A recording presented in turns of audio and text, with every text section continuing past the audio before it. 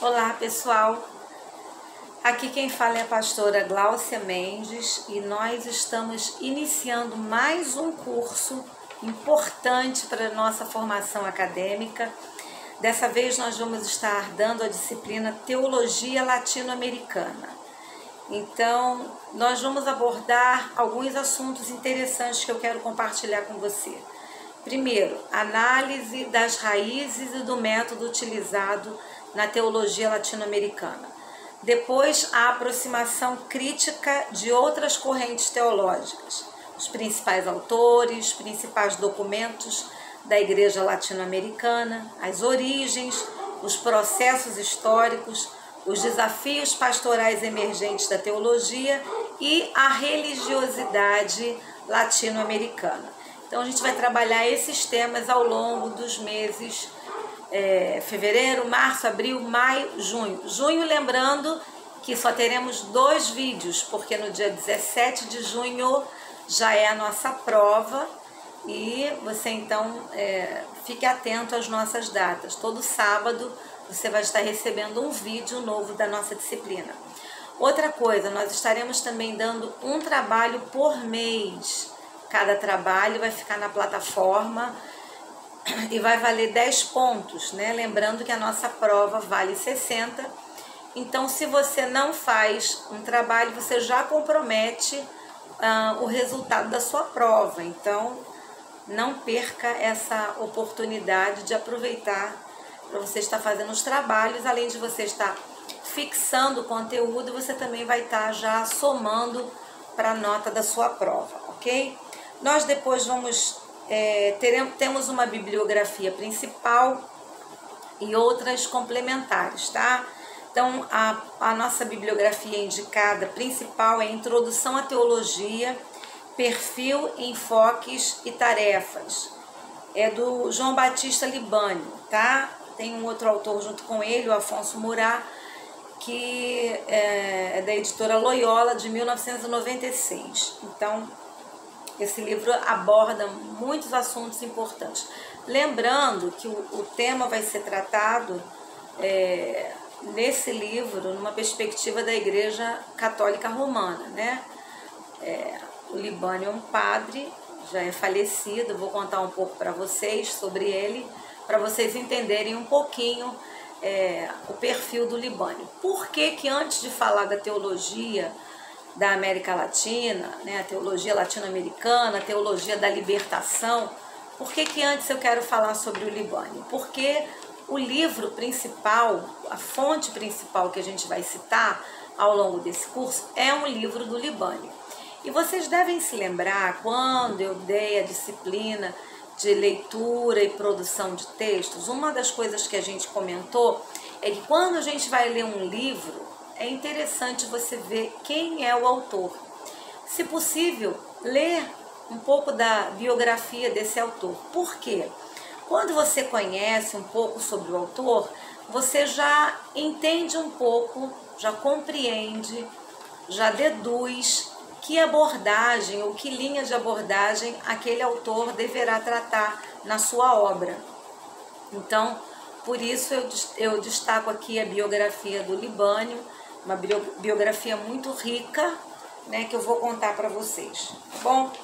Então, eu fiz aqui alguns apontamentos. Primeiro, ele nasceu no dia 19 de fevereiro de 1932 em Belo Horizonte, né? E ele já era de uma família muito católica, profundamente católica. Em 1948, então com 16 anos de idade, ele entrou já no noviciado jesuíta em Nova Friburgo. Então você vê, já desde adolescente ele sentia essa vocação para ser padre, né? Ele continuou essa sua formação espiritual e intelectual com estudos humanísticos de 1950 a 1952. Depois ele também complementou o concurso de filosofia de 1953 a 1955. Depois ele na faculdade eclesiástica, ele também fez letras neolatinas. Depois ele foi para a Europa, em 1958, continuar seus estudos.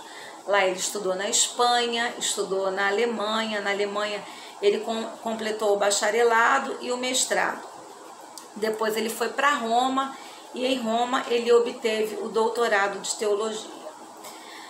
Quando ele retorna para o Brasil, em 1968, então ele exerce um trabalho de evangelização entre os jovens. E essa característica do Libânio é interessante porque ele não fica só na academia, né? Ao mesmo tempo que vocês vão ver, ele vai ter uma vida de estudo, depois como professor, à frente de vários departamentos de pesquisa, mas ele também não abre mão do seu contato, da sua permanência na igreja junto com os fiéis, né? Dali é que ele tem essa visão da realidade.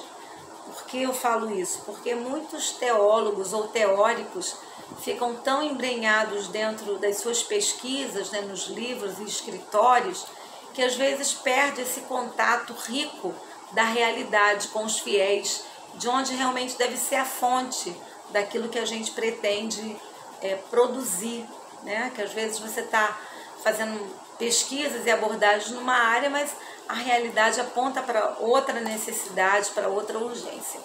Então ele também teve esse cuidado de não perder o vínculo com os fiéis, com os leigos. Ao mesmo tempo ele lecionava teologia, então ele era professor de teologia. Ele também tinha muitos dotes na área de comunicação, ele tinha empatia com o auditório, clareza e vigor para expor suas ideias.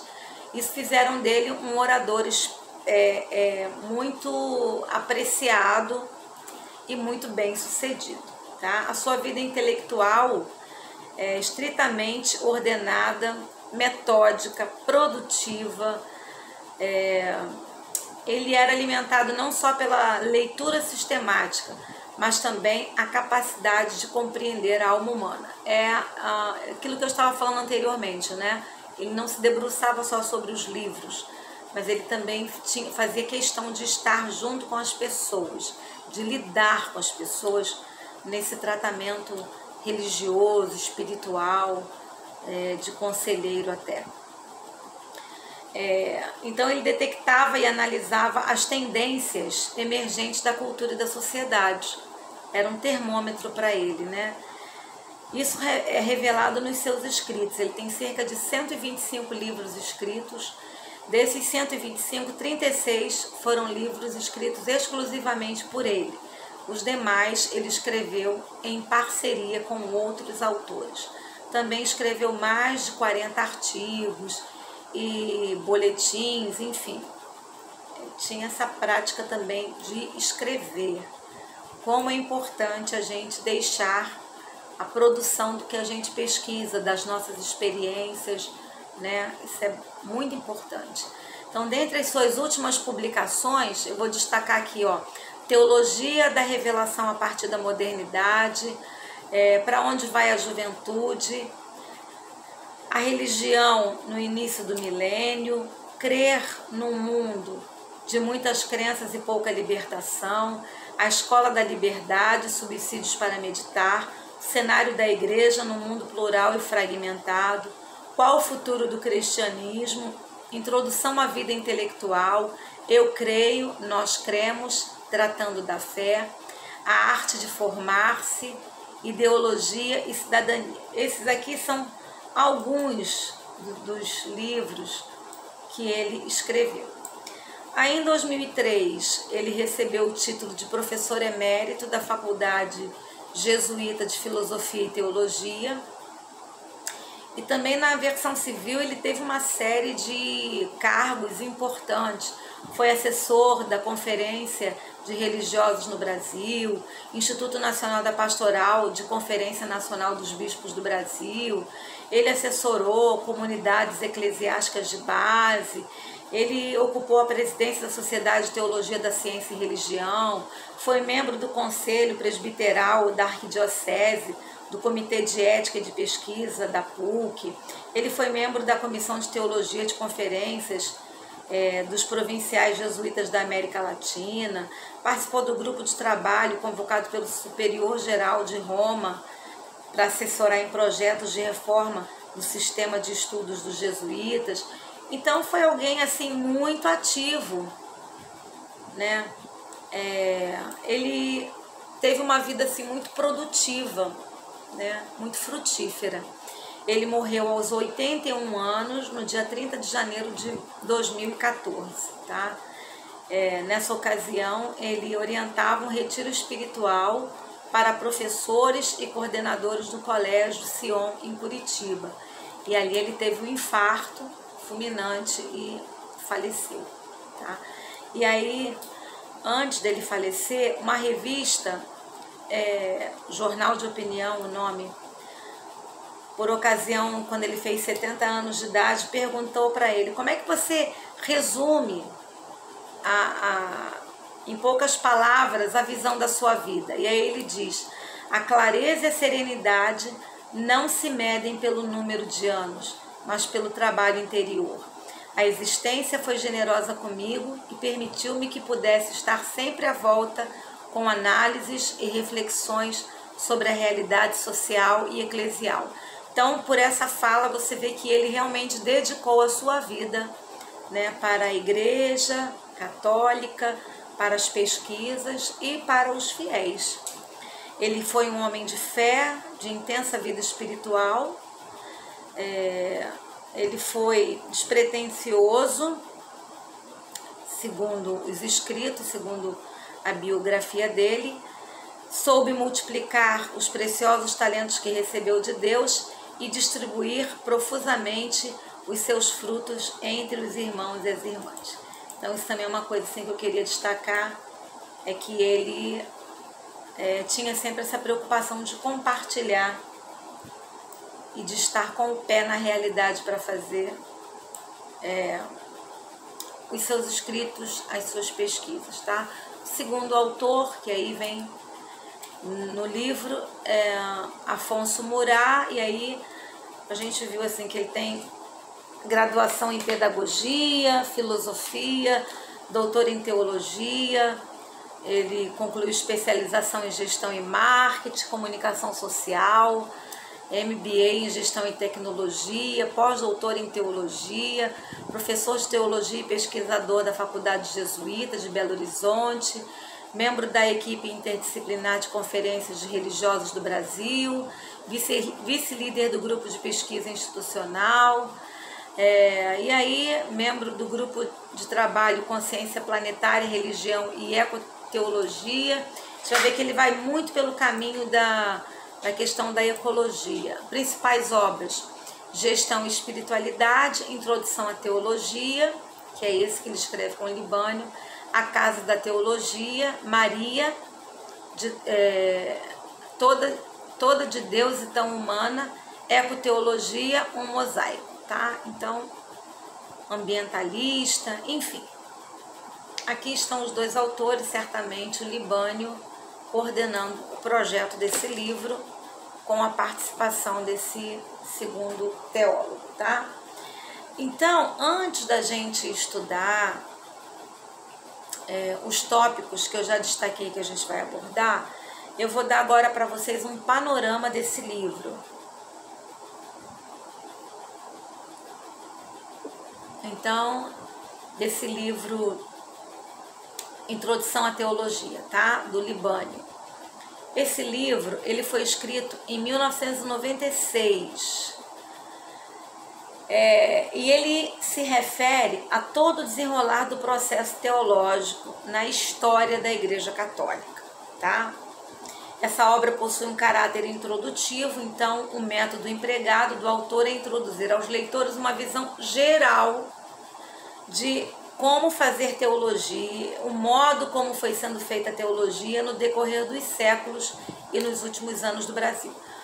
Bom, não é difícil a gente entender que ele vai ser sistemático, que ele vai ser metódico para expor todo esse conteúdo, tanto pelo tempo que ele tem de pesquisa, como pela experiência que ele tem até de professor e até nessa área acadêmica, tá? Então ele vai dar essa visão geral, por isso que esse livro a gente pôde, assim, tá indicando para a gente poder estudar, vai dar essa visão geral dessa teologia latino-americana, tá? Essa teologia da libertação. Então, são 8 capítulos que o livro tem. Alguns capítulos não vão falar dentro do nosso assunto. É só uma abordagem até para situar o leitor dentro do tema e a gente não cair de paraquedas, tá bom? Então, se alguém desejar adquirir o livro para ter, ok. Caso contrário, a gente vai conversando os tópicos principais dentro da nossa ementa, junto com esse livro, e também inserindo outros textos, outros livros para complementar o nosso estudo, tá bom? Então, no capítulo 1, ele vai falar sobre o contexto atual. Ele vai falar sobre os sinais de esperança, ele vai falar sobre o número de estudiosos leigos da igreja. Porque, veja, ele vem de uma época e ele olha para trás, para o retrovisor anterior a ele mesmo, e ele vê que a teologia católica ela era restrita ao corpo clérigo da igreja. E ele começa a perceber um fenômeno de que os leigos também passaram a se interessar pelos estudos teológicos com o objetivo de se aprimorar para melhor servir a Deus e para melhor servir a sua comunidade, tá? Então, esse número crescente de leigos que procuram estudar e conhecer a teologia para dar razão à sua fé diante da sociedade atual é um fenômeno que ele destaca como muito relevante para a teologia. Então, ele vê que com isso a teologia vai se expandindo e em sua influência em um contexto pluralista. Como ela rompe o espaço clérigo anterior destinado a ela, então ela vai encontrar um mundo que vai ter muita coisa diversificada, um mundo plural, né? Um mundo, quando eu digo, é um universo de pessoas interessadas sobre a teologia. Haverá grande diversidade da teologia dentro desse horizonte ecumênico. Ecumênico entende-se por ecumênico esse universo cristão, as várias faces do cristianismo. Mas ele não para por aí, ele fala também que haverá grande diversidade de teologias dentro do horizonte interreligioso. Aí então não se limita mais ao cristianismo, mas a outras religiões. É o que vocês vão ver, ouvir, falar em algumas ocasiões sobre o diálogo interreligioso, né? Que ele também então começa a perceber e entender que isso é necessário dentro da visão dele. Nesse contexto atual, faz com que a teologia se desloque do seu centro ocidental para o confronto com outras teologias, também não cristãs, presentes no terceiro mundo, como a Índia, a África, a América, com grandes tradições religiosas orientais e afro-indígenas. Então, ele vai começar a compreender que as fronteiras precisam ser derrubadas e precisa se expandir esse diálogo da teologia com esse interreligioso. Bom, prestem atenção, meus alunos, quando a gente vai estudar teologia, na verdade, quando você vai estudar de um modo geral, é muito importante a gente entender que nós estamos como se num laboratório. Então, nós estamos estudando a perspectiva desse autor, dessa experiência, ok? Nós ainda não estamos confrontando com a nossa prática, com o nosso entendimento. Nós estamos estudando, quero que vocês olhem com um olhar de pesquisa, um olhar de pesquisador. Você está descobrindo o que essa vertente entende, o que ela aborda, o que ela defende, né? O que ela tenta contribuir dentro da sua visão, da sua pesquisa, da sua realidade, tá bem? Então, eu tenho até um livro, depois eu mostro para vocês, sobre teologia africana, né? Eu achei aqui, mas vocês veem que a ideia é expandir. E aí, será que isso é uma coisa positiva? Será que isso é uma coisa perigosa? Será que isso é algo que foge ao controle? Isso enfim, muitas perguntas a gente vai ter que começar a fazer na nossa cabeça quando a gente vai estudar esse tipo de matéria, né? A pastoral, então, se tornou mais urbano e técnico, onde as informações e os meios de comunicação se tornaram um fator cultural. Então, vocês vejam que as fronteiras estão sendo derrubadas. Então, ele destaca nesse primeiro capítulo que cresce o número de pessoas que buscam uma espiritualidade mais aprofundada teologicamente, com pequenos círculos de partilha. E aí ele destaca uma coisa importante: ao mesmo tempo, a nova era tem povoado as livrarias com livros de espiritualidade distantes da visão cristã. Então ele está se confrontando com a realidade e tentando descobrir meios onde a teologia vá conversar com essa realidade da sociedade que está numa transformação acelerada, tá? Então ele entende que nesse sentido a teologia é provocada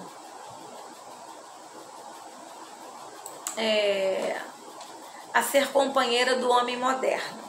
Ele entende que em algum momento o modo de fazer teologia tradicional não conseguia mais dar respostas para as ansiedades do homem moderno, para as dúvidas, para as inquietações, e que então era necessário uma nova maneira de abordar, uma nova maneira de se fazer teologia para que esse homem moderno conseguisse ter respostas para as suas inquietações.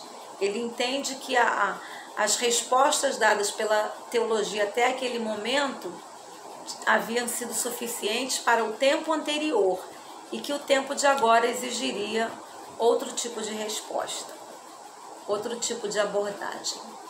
Então, nesse sentido, o ensino da teologia sofre também na sua estrutura interna, que passa por transformação. Olha que doideira, né? No capítulo 2, ele vai trabalhar, ele vem lembrar que o termo theo, Deus, e logia, sabedoria, conhecimento, ciência, etimologicamente é um saber, é um conhecimento sobre Deus. Mas esse termo, ele lembra, não aparece nem no Antigo nem no Novo Testamento. Esse termo, teologia, essa nomenclatura é de origem grega, cujo ambiente se encontra no culto a divindades pagãs. Então, a teologia, na sua origem grega, ela consistia no louvor ou na oração voltada aos outros deuses. O teólogo era aquele que discursava sobre os deuses gregos, tá? Com o passar do tempo, encontramos esse termo em Platão. Depois, na patrística, encontramos o mesmo termo em vários padres como Agostinho, Orígenes, né? Permanece, porém, nesse primeiro momento, a concepção grega de teologia como um discurso sobre Deus. E talvez aí ele encontre uma brecha para esse novo modelo de teologia que ele está apontando, né, necessário. Tá bom? Na Idade Média, com São Tomás de Aquino, a teologia equipara-se à sagrada doutrina. A partir da Idade Moderna, a teologia passou a ser vista em suas múltiplas distinções. Então é aqui que a gente vai prestar um pouco de atenção, tá? A teologia moral, a teologia mística, a teologia apologética, a teologia dogmática. Então, vários tipos de teologia. A teologia é um processo de aprofundamento, de compreensão do mistério trinitário. Então, Deus revelou-se na história e essa revelação divina, ela é revelada sobretudo nas Sagradas Escrituras. Percebam que ele coloca sobretudo. Então, ele entende que essa revelação pode se dar também em outros contextos religiosos, inclusive não cristãos, tá? A revelação tem seu ápice na pessoa de Jesus, ensinada pela igreja. A teologia nasce, portanto, da experiência de uma comunidade, não se trata de um ato isolado de um indivíduo, mas comunitário. O teólogo reflete sobre a sua fé na comunidade, em suas diversas implicações vitais. Portanto, a atividade da teologia é uma atividade complexa. E aí ele continua dizendo, a teologia é uma ciência, é uma reflexão e precisa de um método. A teologia, como as demais ciências, utiliza modelos, utiliza paradigmas para entender o seu objeto central, que é a autocomunicação de Deus na história, em ações e palavras. É essa revelação de Deus. Então, ao aproximar-se dessa revelação de Deus com categorias, matrizes, paradigmas interpretativos, alguns vindo da filosofia e demais ciências humanas, todo esse arcabouço será necessário para que o homem tenha maiores ferramentas para utilizar essa teologia, fazer essa teologia. Então, para entender melhor a estrutura interna da teologia, é importante analisá-la no seu duplo movimento, o dedutivo e o indutivo. A teologia dedutiva parte do princípio geral da fé para aplicá-la na realidade. E o modo indutivo consiste em partir da realidade da vida humana através de perguntas com o intuito de respondê-la à luz da revelação. Tá? Então, existem esses dois movimentos da teologia, tá? No terceiro capítulo, ele vai dar uma breve história da teologia, a história da teologia que passa por várias etapas, em cada período, o modo de fazer teologia, recebeu características próprias. E aí ele destacou, deixa eu dar uma olhadinha aqui, ele destacou 6 etapas da teologia, tá? Ao longo da história da igreja. Então, a teologia originante, que é da comunidade primitiva, teologia simbólica ou da patrística, teologia escolástica ou medieval, teologia antimoderna e manualística, teologia em mudança, tendências e características da teologia contemporânea. Então, a gente vai ver mais essas duas últimas aqui, tá? Eu não vou destacar as anteriores não, tá bom? A da mudança, depois desse período, a teologia começa a encontrar nos séculos 19 e 20 sinais de diálogo com a modernidade. Correntes e movimentos católicos e evangélicos de pensamento, os quais depois deram origem, aí tem o Concílio do Vaticano II, que para os católicos vai ser um marco muito importante. E aquilo que a gente vai tratar de modo mais específico são as tendências e características da teologia contemporânea. Então, a partir do Concílio do Vaticano II, que foi no dia 11 de outubro de 1962, então vocês vejam, década de 60, a teologia está em contínuo diálogo com a modernidade. Ficou-se esclarecido, ficou-se estabelecido essa necessidade do diálogo com a modernidade.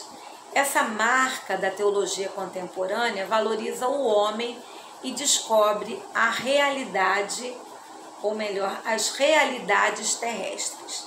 Então, eles começam a ter uma preocupação e um foco maior no ser humano, na sua realidade, na sociedade, nas suas características, e começam a tentar compreender e estabelecer relações, diálogos com a realidade humana, as várias realidades humanas, tá?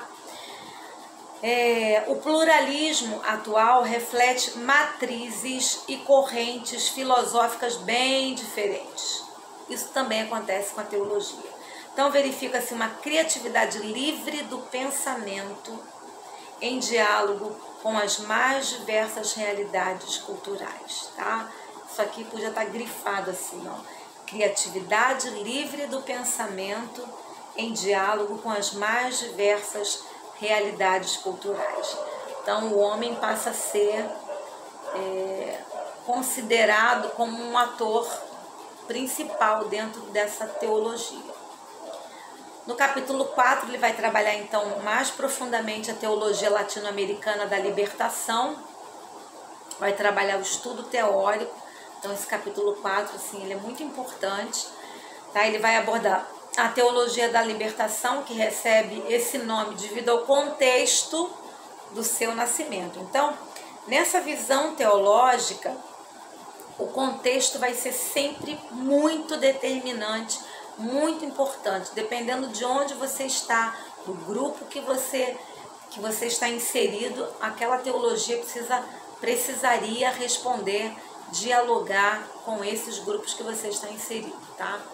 Então, por que isso aconteceu, gente? Depois da Segunda Guerra Mundial, o mundo se deparou com o avanço do capitalismo. E a Segunda Guerra Mundial foi assim, vou botar essa palavra, um trauma, um choque, uma desgraça, uma calamidade imensa. Isso aí vai se refletir em todas as áreas. Se você for ver na arte também, você vai ver nítido como a guerra, né, a Segunda Guerra Mundial, os artistas vão traduzir essa incoerência, essa loucura da guerra, a loucura que o homem perde o seu tino, onde ele faz coisas terríveis, né? Ele é capaz de fazer coisas terríveis, a morte, a violência, enfim. Então a Segunda Guerra é um marco muito profundo na humanidade. E aí, depois da Segunda Guerra, o mundo se deparou com esse avanço também do capitalismo. Surge o desenvolvimento acelerado nos países europeus, nos Estados Unidos, porém, na América Latina não acontece essa mesma prosperidade, esse mesmo avanço do capitalismo, né? Então, a América Latina começa a se deparar com o disparate entre uma minoria muito rica e a massa de pobres e oprimidos. Surgem, então, muitos movimentos populares para superar essa realidade. Esses movimentos são vistos como movimentos de conotação libertadora. Claro que eles vêm recheados dessa conotação marxista de lutas de classe, né, que visa uma revolução político-econômica. E aí, dentro desse quadro, desse panorama, desse pano de fundo, é que começa a surgir as perguntas diante da realidade dos pobres, que surge então a teologia da libertação. É nesse contexto que surge a teologia da libertação. No interior desse contexto, muitos membros da igreja começam a refletir, e vocês prestem atenção que a pergunta, né, o questionamento vai ser assim, uma marca fundamental desses movimentos da teologia, tá? Muitos membros da igreja começam a refletir, surgem perguntas sobre a realidade, a necessidade de uma aplicação prática em vista de mudança dessa realidade. Então, a teologia da libertação, ela quer recuperar o sentido em relação ao sem sentido provocado pelo contexto de opressão, pedindo uma ação libertadora. Então, diante do caos, diante da desgraça,